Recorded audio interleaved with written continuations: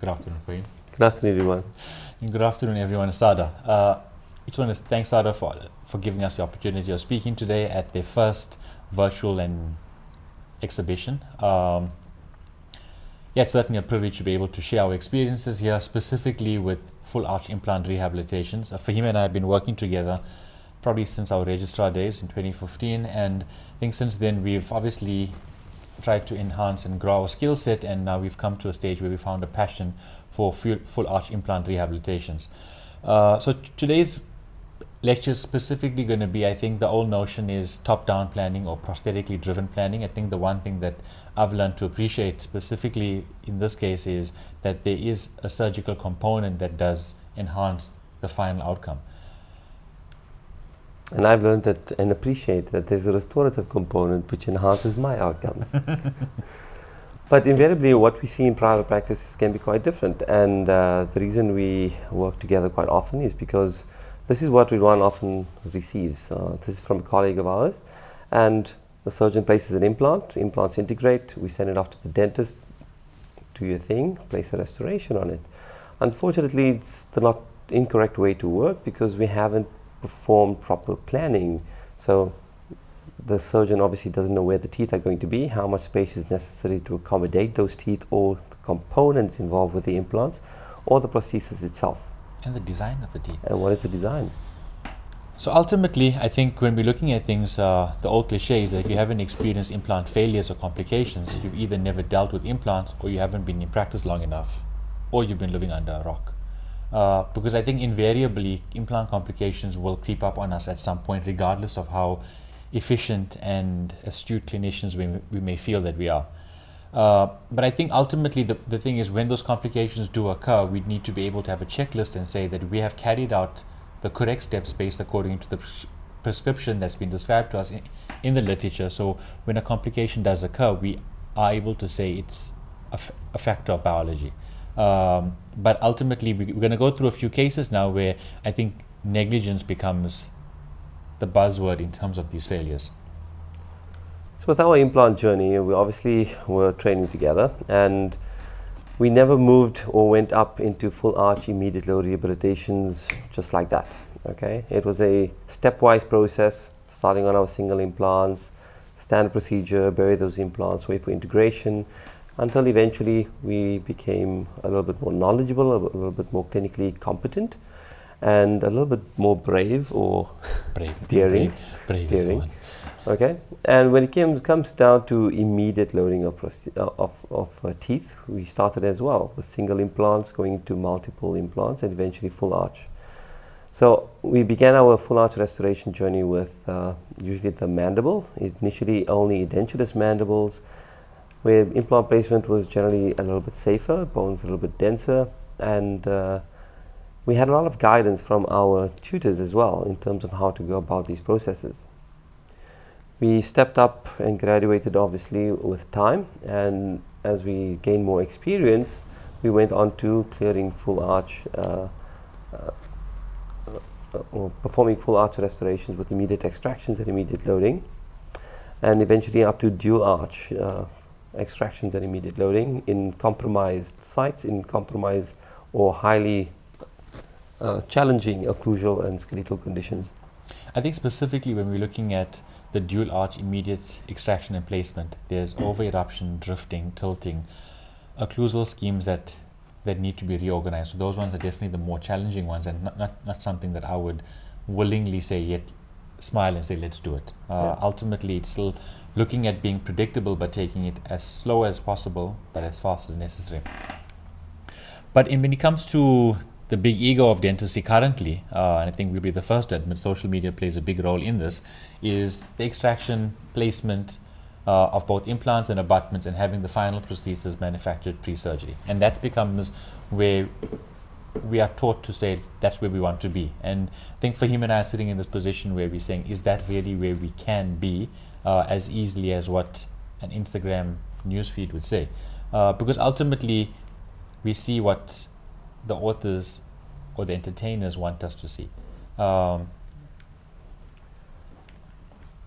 So our journey was slow, our journey was a struggle, and the reason it has been so is because during our training we've seen many of the clinical complications by other practitioners, particularly from outside. So various complications came through our clinic at Tygerberg Health Center, and invariably these patients attended the facility because they were not in a financial position to afford the fees to redo their full arch rehabilitation. Many of them have been underwent multiple surgeries at multiple stages during the time of a few years, and until eventually the money was dried up, biology was compromised, and implants needed to be removed. Obviously, there's various factors which contribute to this. We're not going to go too deeply into that, but the fact is that as young registrars, I think we were made more aware and more critical of what decisions we were to make in the future. And I think we've placed in quite a stepwise fashion how we would like to idealize these situations and how we would like to educate our patients prior to providing such restorations and such rehabilitations. I think the one word that came up in the first take of this lecture was patient-centered approach. And I think I'm going to bring it up again now, because specifically clinicians will justify negligence of this nature by saying it was what the patient wanted or what the patient could have afforded at the time only. But I think good clinical practice should overpower that patient demanded approach, because ultimately if the patient could only afford a maxilla and can't do the mandible, you can't do that because it will be detrimental, exactly as happened in this case, to failure. The other thing that becomes a big thing is the number of implants, and there's biological, surgical, prosthetic factors as to what implants go in, but when finances becomes the role as to why we're choosing implants becomes the problem. In this case, 4 implants were placed, and we know that the all-on-4 approach works predictably well, and there's enough studies documented on it. But one of the biggest issues is that when you lose one of these implants, there's no backup plan, and that failure becomes catastrophic, because now surgery needs to be carried out all over again. And more often than not, these implants, the 4 of them, were placed in the least amount of bone that was available anyhow. So the first case we're going to go through is one of our own, and what we see is our own complication. This is our first full arch immediate maxilla case in a compromised occlusal rehabilitation. So the patient presented with a very loose, very mobile bridge. Did not allow us to touch the bridge because she knew it was hanging on the thread. Patient-centered. This was very patient-centered, and the compromised situation is that it impaired our ability to take sufficient models and plan. And at that time, we'd never had access to digital scanning and 3D modeling, and this is where we had to make a little bit of leeway. I think it's also good to say that currently we are working in the most exciting time of dentistry, because this case we did in 2017, 2018, somewhere thereabout. Yeah.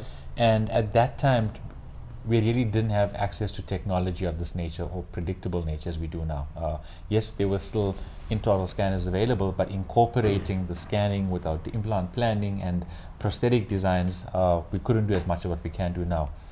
But in essence, that's what the patient presented with intraorally, and once the teeth were removed and implants placed and the immediate full arch prosthesis was delivered and went on to the finals, the patient, I think, played her part in terms of hygiene and follow-up and recall. And when we took our photos, it comes up close, like, it's just there. And what happened here was, when the patient obviously started enjoying her smile a lot more and enjoying her quality of life better, her smile broadened, and then it becomes a failure. And this was a failure, and something that we're obviously not proud of, but it's something that will forever live with us in terms of how to prevent this from happening in future. And there's no such thing as a low lip line. Yeah. Anyway. So there's various descriptions towards full arch rehabilitation, from the all-on-4 to all-on-axis, irrespective of which term you prefer or which you follow. The ideas between them will vary, okay? But the established techniques always involve 6 to 8 parallel implants placed within the anterior to posterior, and maintaining an implant under and eliminating a cantilever. When it comes to the all-on-4 procedure, we look at bypassing anatomic structures, usually the mental foramen nerve and the maxillary sinuses using angled corrected implants. These may be one-piece single systems, or they may be two-piece systems using transitional abutments or multi-unit abutments. So the literature is out there. Which one is best? Unfortunately, we're not going to go too deeply into it, but the all-in-4 is an established technique. It's been run by Paulo Marlow and his studies for over 20 years with quite significant success rates. When we're looking critically at the literature, we also need to understand that the literature is produced in centers with experts in the field, both from a surgical as well as prosthetic side. They know what they're doing, they know exactly how to measure their spacing and their patient requirements, and they have excellent recall and facilities available. In South Africa, how do we know that we are going to compete or be up to that certain level of expertise and standard? And how do we expect our patients to have that financial commitment as to maintaining their smiles long term? So the All-on-X is an immediate fixed full arch solution and using the angle implants. But essentially what we want to do is deliver the least amount of surgery, the least amount of implants to cut down the cost and still provide the patient a smile within 48 hours.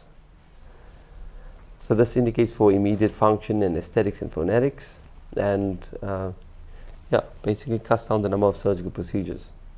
So planning always has to be strategic. We always require our restorative aspects to be considered first.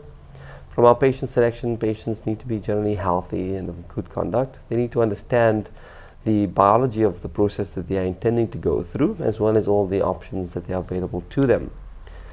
The aesthetic and restorative planning becomes critical because this is where we design the patient's smile, set the incisal heights, the occlusal plane, and also determine, in terms of classification, are they going to be an FP1 to FP3 type of case? Are we going to have natural and prosthetic gingiva? And how are we going to explain to the patient how they need, what is their adaptive requirements to such a prosthesis over time? Once we have established the restorative planning component, this is when we look at our cone beam CTs, and I think this is essential for implant planning in this day and age, in order to establish the required volume bone available within the specific sites selected for implant placements. And I say it with quite critical eye, the specific sites selected by the restorative plan, not by our surgical plan. And I think also when you're talking about CBCT assessment and looking at bone, in terms of the surgical protocol, because we end up looking at space creation. So the bone that's currently available is not necessarily the bone that will be utilized, depending on the prosthetic space. And I think, I'm sure you guys can notice, Fahim is obviously speaking quite a bit on the aesthetic and restorative component, but which is important. And it does make me feel a bit more reassured that the surgeon understands and appreciates the role that the restorative component plays in the surgical success ultimately. Because ultimately when it becomes the immediate prosthesis, from a restorative perspective, you want the ideal platform to have loaded and placed this prosthesis with minimal complications, if anything, nothing. The most important aspect here is that obviously the implants need to be rigidly splintered, so we can't afford this prosthesis to fracture in that immediate load phase, which will be in that 3 months of implant integration. No cantilevers, so definitely a shortened arch that prosthesis needs to cut off at the most terminal implant. And occlusal management is fundamental to avoid interferences, allowing occlusion to be balanced and protected at the same time. And then looking at your material selection, the strength and the integrity of this material to withstand function. Obviously, these patients have come from either terminal dentition or parafunctional habits and are going into an unforgiving environment of implantology. Parachutes are needed to protect these implants. Not often discussed enough, but classifying the prosthetic design at the onset is important, of whether we're going to be working with papilla or long contacts or a pink prosthetic interface, because the most tragic outcome that can occur is image in the center. If there's not enough prosthetic space available and we end up ridge lapping, hygiene becomes an issue, and obviously aesthetics, phonetics, but in that case your implant integrity long term is compromised. And remember, the patient also wouldn't understand the type of restoration they're going to have if you didn't plan it beforehand. So patients may not be happy having a plastic or porcelain pink teeth and gums overlapping their natural gums. I think again, patient-centered was good practice. So when we're looking at our journey, we obviously started off in the analog world. As young as we may think we are, we did start off in the analog world. And then the ego is to go to fully digital, and then trying to find the balance between analog and digital, because as we'll see later on, we're not always able to achieve fully digital. This patient obviously presented to us, and we touched on her a little bit earlier on, but these implants were placed haphazardly in the conformative position of her initial occlusion, and as she had lost teeth, they placed more implants. But what has happened here is that as she had lost teeth and placed more implants, her existing implants were also failing. And this required a complete reorganization of her rehabilitation. We've decided to leave her with an upper denture. She was 92 years old, and it was unnecessary to put the patient through multiple surgeries, but we needed to render this mouth bacteria-free, pathology-free, and allow her some sort of enhanced quality of life. Long story short, we removed the implants. I removed one of them. And replaced it with a traditional all-on-4 concept. In this particular case, also enhancing her soft tissue profile to enhance the stability around these implants. And yes, she's 92 years old, but she absolutely wanted to have teeth fixed in her mouth, non-removable, and there was no other question about it. She's quite a healthy female, walks 5 kilometers daily, and she's still currently very happy. And this is now, what, 4 years later? 4 years later. So I think as long as there's that interface for hygiene and things have been able to be maintained, successful outcomes are possible without even looking at fancy digital technologies all the time.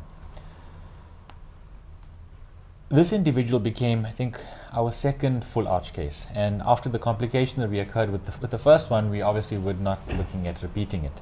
But still, working in the digital world wasn't fully accessible to us at the time, so the analog world became the one to work with. I think there's lots of merits in working in the analog world. You gain a finer appreciation for space and dimension, which you're not always able to appreciate in the digital world.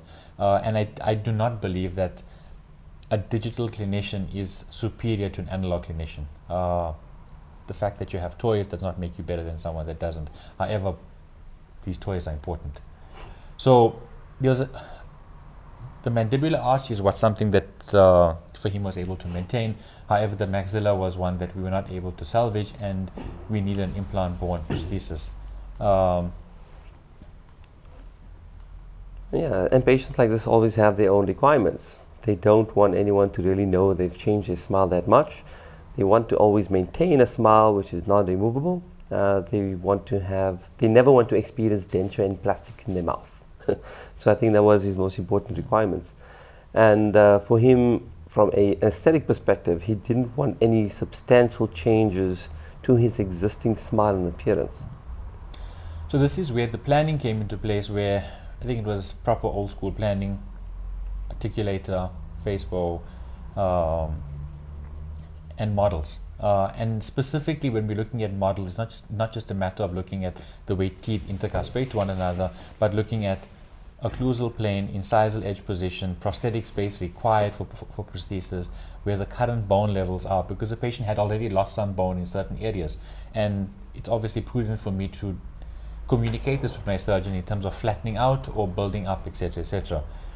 But looking at where his case started off, with his current smile and looking at the midlines, I think he was fairly satisfied with his aesthetic profile. But we obviously needed to somehow enhance or bring together the analog world back into the patient itself. And here specifically, we wanted to raise the prosthetic space and raise that interface. So when we did look at having the white teeth and the pink prosthetics, everything was hidden under the lip.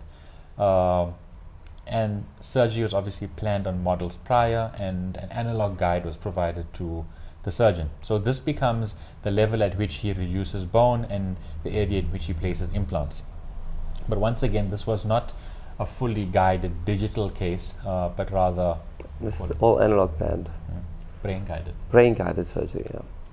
Also remember that when you're working with a model in stone, doing it surgical planning, we can draw a line onto a piece of stone, we can cut it in any way which we like.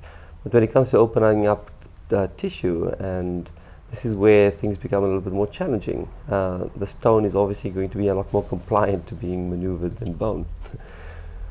So yeah, removal of teeth, we then setting up a prosthetic platform. I'm using the analog stent or guide to allow me to see where is that transition zone going to be positioned, and I'm physically measuring the position and quantifying the amount of prosthetic space required in order to bring about a good stable platform.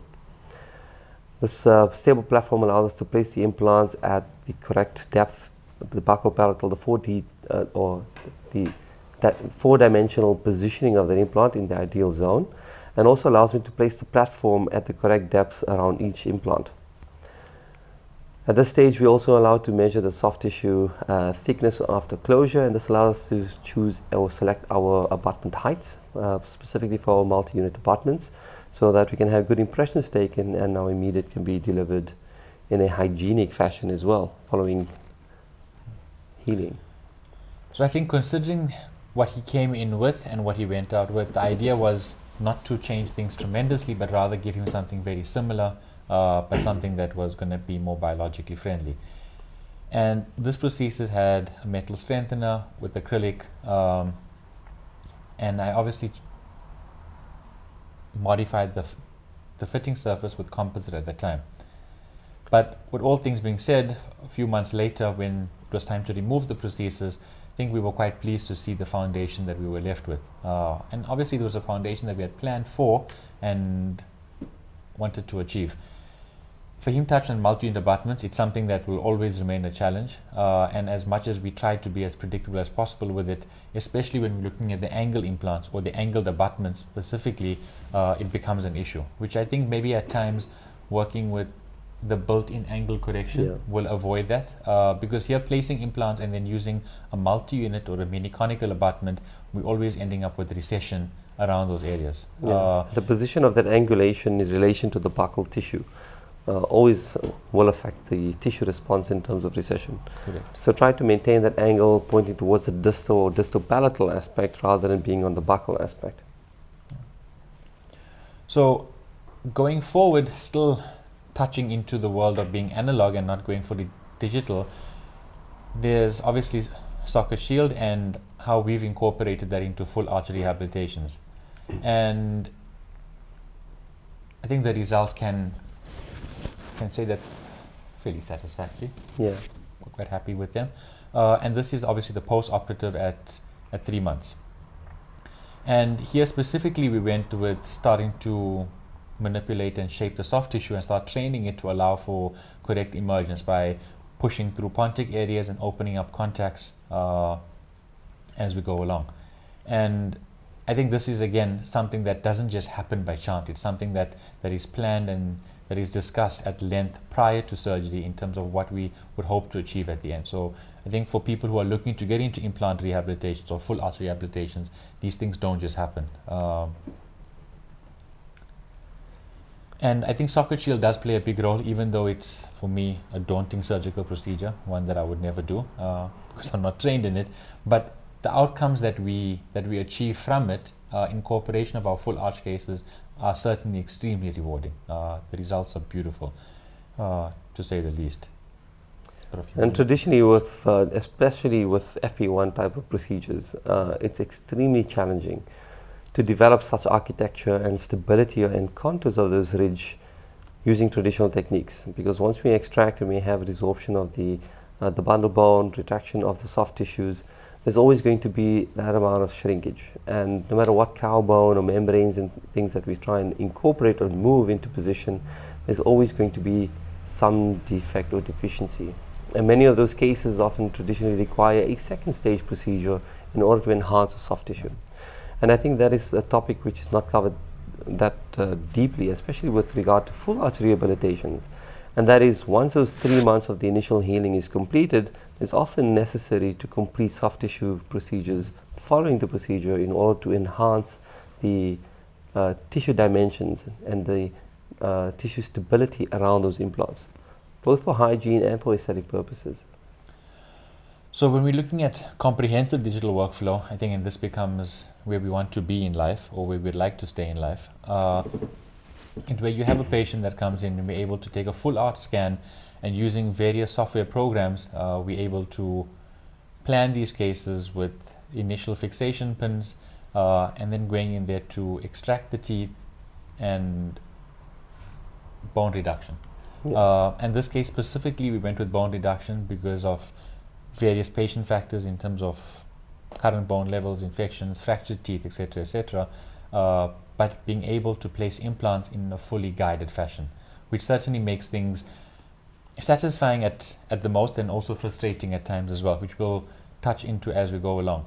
But at the same time, we're able to also plan our abutments, angles, and heights as well. And we'll see later on in this case that even choosing gingival heights for these abutments do give us quite predictable results. Always satisfying to get your lab box looking something like that with your guides. I think implants will never look as good as these guides, yeah? But when it comes to the surgery, it does become a bit of a gray area because what we find under the gum isn't always what we hope to find. I think here we got lucky though. Yeah, and this is one of those cases as well where the patient never wants to walk without teeth, does never want to walk around with a removable set of teeth either. And in this particular case, it's an extremely challenging bone situation, quite a pneumatized sinus position. So in this particular case, guided surgery was absolutely essential. And yes, we always had a backup plan for our conventional analog approaches as well. And we always currently still maintain analog approach as a backup, even for our guided surgical procedures, because we know that there are risks associated with guided surgical procedures. We've seen some of the risks and complications in terms of misfits or discrepancies in terms of both the positioning of the guides all the way to the final implant positions, its angulations, its depth. And I think that learning experience going through from analog to guided allows us to pick up these discrepancies and determine how to manage them both intraoperatively as well. So this is a stackable guide. Obviously, so a significant amount of space is required in order to fit all these componentry within the patient, and still allow the placement of what was that, a 16mm implant together with its guided positioning tools. Quite a significant amount of bone augmentation and membranes also obviously placed within this specific case. I think we can move on. The selection of the multi-unit abutment was circled, particularly in that case, because the direction of the multi-unit abutment, it's supposed to be pointing towards the buccal, but instead it ended up pointing towards the distal. So as much as we're saying that guided or digital is predictable, there's a very strong human element that is required. So it's not that we trust the plan blindly. And I think this is where a clear understanding of your case becomes so important, because if we're not fully aware of these things and we trust in technology, or very often, unfortunately, there's clinicians that will trust the laboratory, you will end up in trouble. To the prosthetic phase, I think we can safely say that in this case, the implant planning with placement and the prosthetic that was designed pre-surgery, I think they worked out close to 90% where we wanted to be. There were a few things that we probably could tweak a little bit more, but I think for all things said, things went off well.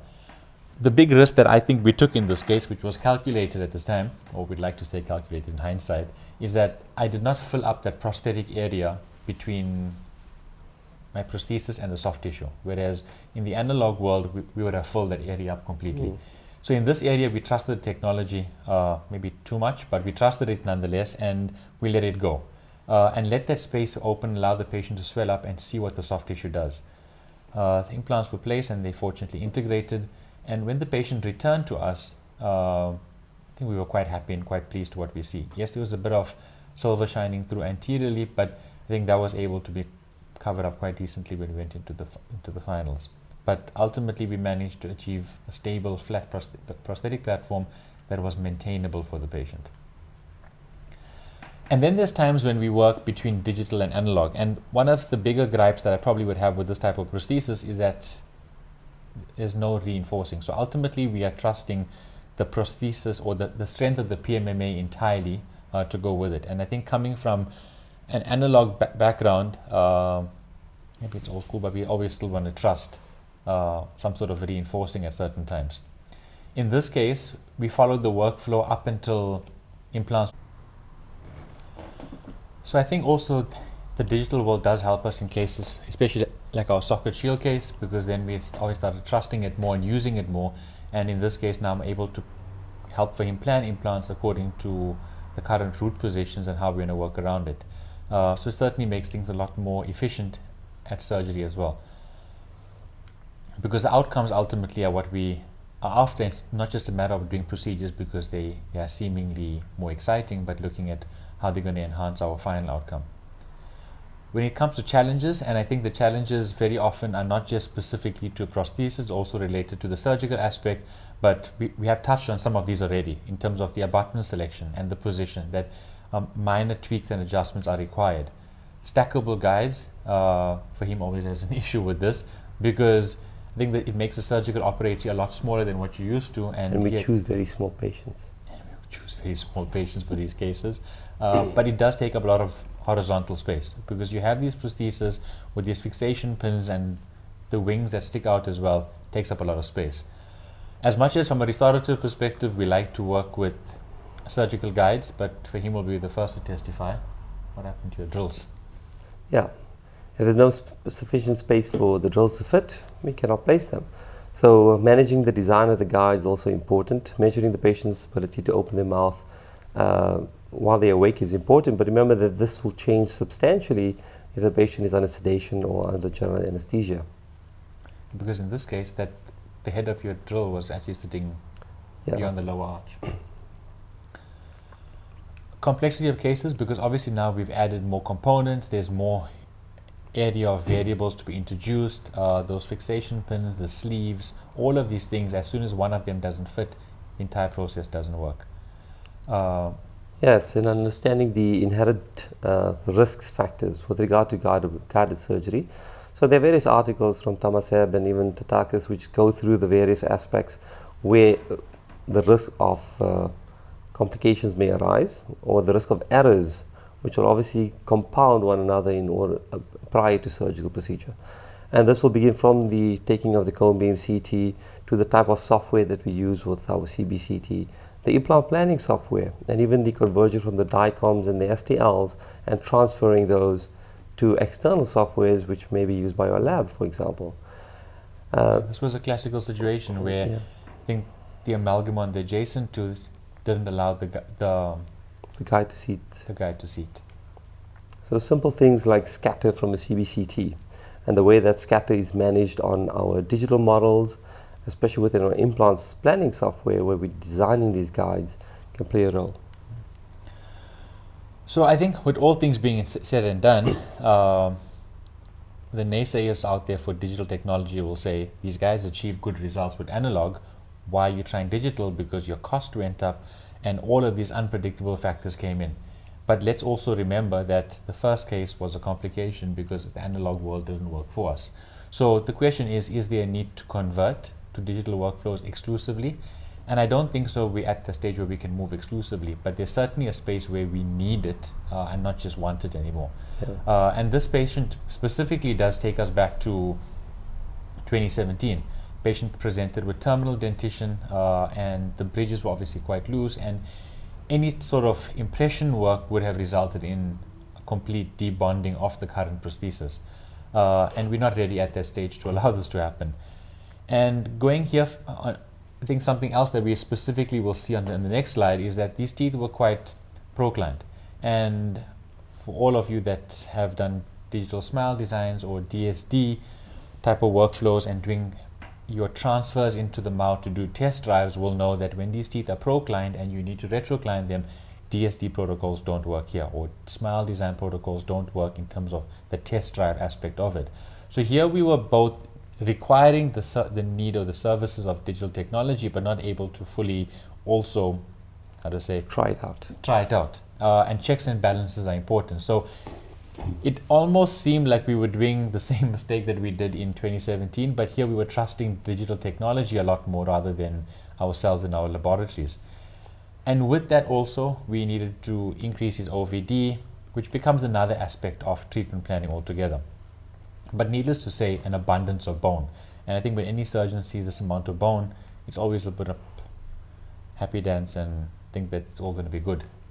But when I'm looking at things from a treatment planning perspective, we're looking at the options of, are we going with bone reduction and pink prosthetics, or are we going with socketed implant placement and soft tissue training? And I think that becomes the two decision-making areas that we need to choose a path of which one we're going on. So in simple terms, are we looking at placing the implants deeper, reducing the platform, and pink and white aesthetics, or placing the implants at the current crestal level and having only white aesthetics exclusively? And another factor, are we following the existing root positions? For example, if you're looking at socket shield, you're going to follow the existing root positions in order to guide the placement of your implants.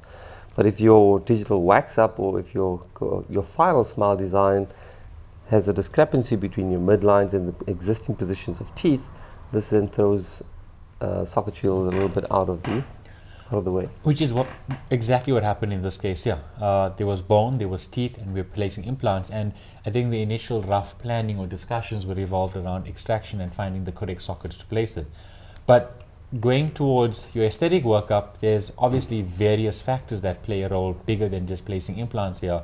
And we're looking at incisal edge position, mesodistal tooth positions, and these things needed to be assessed first. Fortunately enough, they were assessed prior to surgery.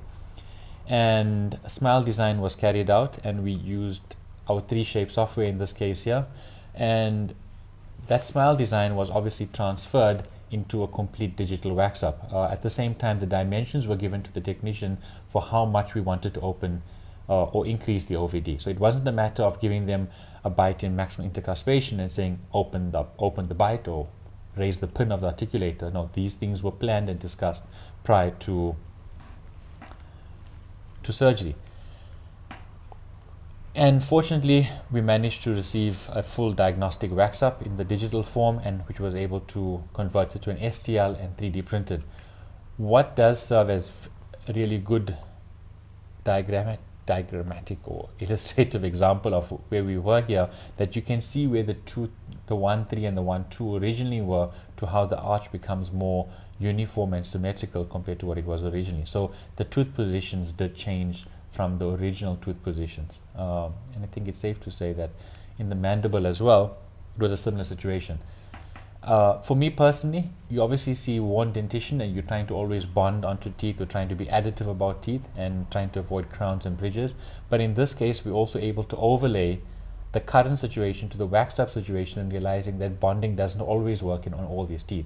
And at certain places, we may need to do crown lengthening to enhance our ferrule effect and allow us to do crowns and bridges.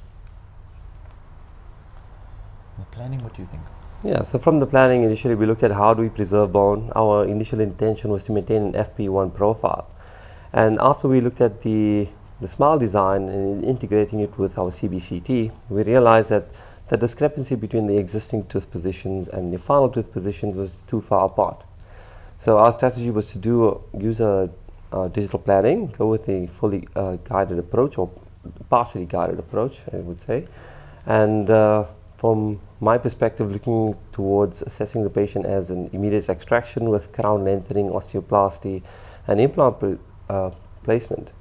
So from my perspective, or a surgical perspective, it is looking at creation of a socket defect or socket profiles in areas where there was initially no socket. And yeah, we encountered a couple of issues. One of the issues was that the guide didn't exactly seat the way it's supposed to seat. So it seated very well onto the teeth, but that didn't translate to the same corresponding position onto the bone.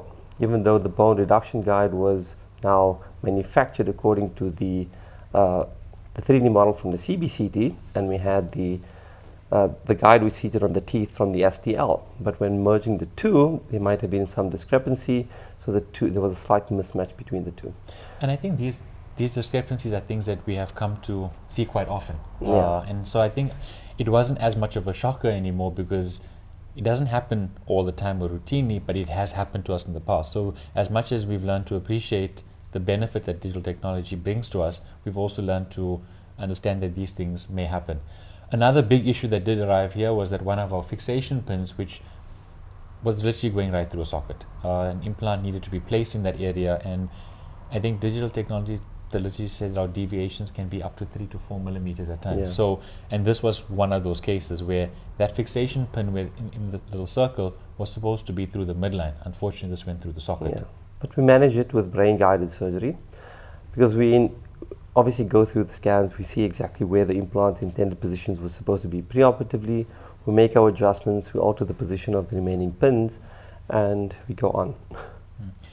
A saving grace in this case also was that the molars were still intact, so we're able to still rest part of our guide onto the molars in the back, and only once implants were placed that we have those extracted. So we weren't fully dependent, well, exclusively on our CBCTs or our bone. Partially guided, and then at the same time, once the implants were placed, the prosthesis was ready to be picked up at surgery. And you can see clearly there where the implant was placed, the fixation pin had to be slowly pulled out from that socket to allow for the implant to be placed in that area. But beyond that, the other implants came out quite satisfactory. And looking at where the patient had come out from, I think we were quite happy, or satisfied rather. There's obviously a few things specifically in the mandible that we could have maybe corrected a little bit more, but I think with hindsight, we can always correct things better. Mm-hmm. I think we didn't plan on doing the crown entering yet until he chose to get the final crowns, but yeah, so it's a second stage procedure. But I think ultimately we're able to achieve a decent number of implants with the correct AP spread, and we are able to avoid cantilever. So from a biomechanical perspective, we were able to achieve those fundamentals. Looking at pre-op to the design to the final, and I think it's exactly what we expected. The smile to widen, broaden, and show more. And I think in this case, I think we're happy. The patient was more happy, more confident, and their smile showed it. Yeah. What have we learned?